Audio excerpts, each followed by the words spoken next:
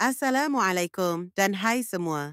Sempena mengingati junjungan besar Nabi Muhammad, ayuh kita saksikan kisah tentera bergajah Abrahah menyerang kota Mekah.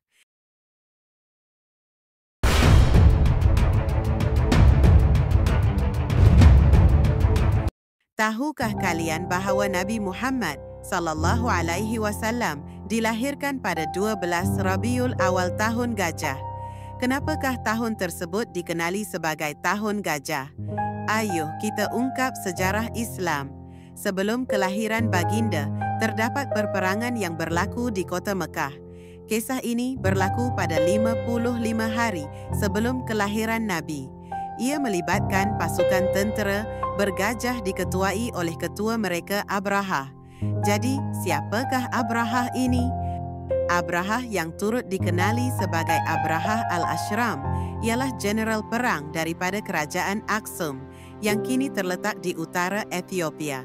Dia dikirim untuk menakluk kerajaan Himyar, Yaman, yang terletak di Jazirah Arab Selatan. Setelah itu, dia menjadi gubernur Yaman. Abrahah merupakan seorang Kristian. Abrahah mempunyai misi untuk membangunkan geoekonomi wilayah Yaman dengan mencipta bandar perdagangan besar di selatan semenanjung Arab yang menghubungkan wilayah Syam yang berada di utara. Akan tetapi terdapat penghalang bagi menjayakan misi Abrahah, yaitu kota Mekah.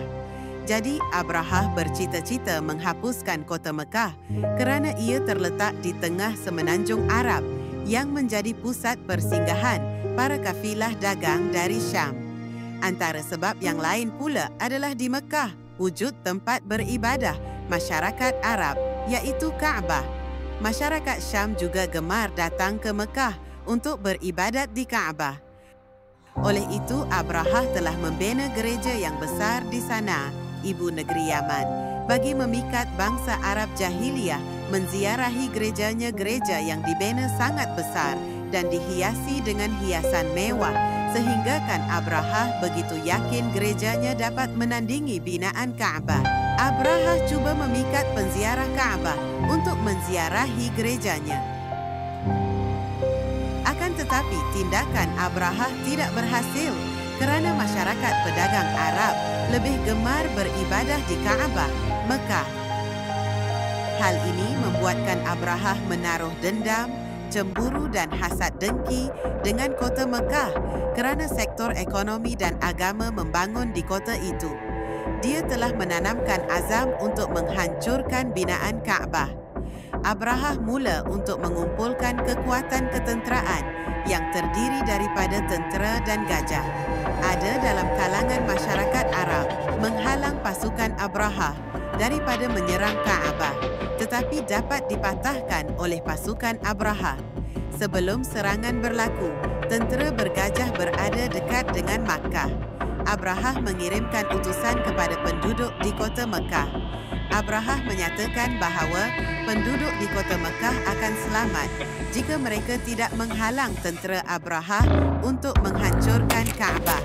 Abrahah juga mengambil 200 ekor unta Abdul Muttalib. Abdul Muttalib tidak mendiamkan diri.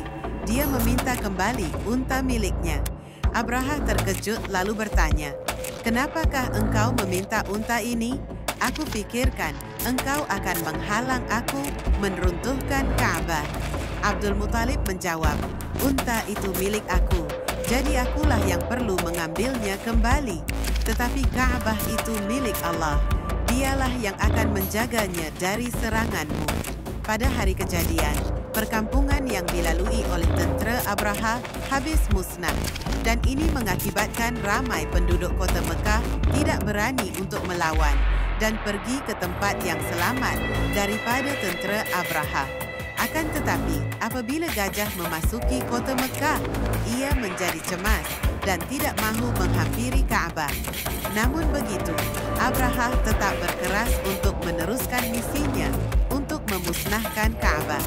Tidak lama kemudian datanglah sekumpulan burung ababil yang dikatakan membawa batu dari sejenis tanah yang dibakar keras.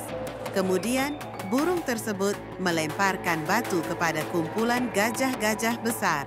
gajah yang besar mati seperti daun-daun kayu dimakan ulat. Abraha juga menjadi sasaran batu panas burung ababil. Ketika Abraha dalam perjalanan pulang dari kota Mekah, jarinya gugur satu persatu ibarat dimakan api dari dalam. Akhirnya Abraha mati ketika dalam perjalanan pulang ke negaranya.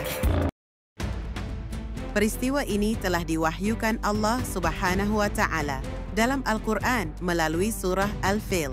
Tidakkah engkau mengetahui bagaimana Tuhanmu telah melakukan kepada angkatan tentera yang dipimpin oleh pembawa gajah yang hendak meruntuhkan Ka'bah? Bukankah Tuhanmu telah menjadikan rancangan jahat mereka dalam keadaan yang rugi dan memusnahkan mereka? Dan ia telah menghantarkan kepada mereka rombongan burung berpasuk pasukan yang melontar mereka dengan batu-batu dari sejenis tanah yang dibakar keras.